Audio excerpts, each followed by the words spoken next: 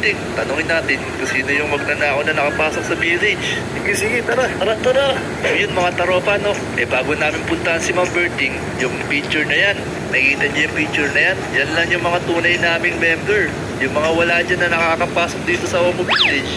Yung mga magnanakaw yun. Hindi namin member yun. Tama. Kaya kung gusto niyo kami matulungan mga taropa, huwag niyo silang papanoorin. Alam niyo bang masama ang magnakaw?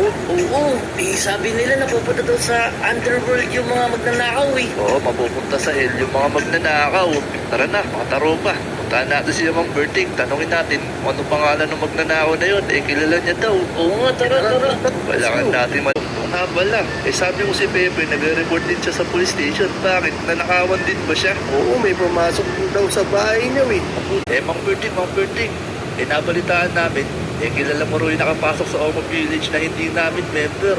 Sino ba yun? Oo,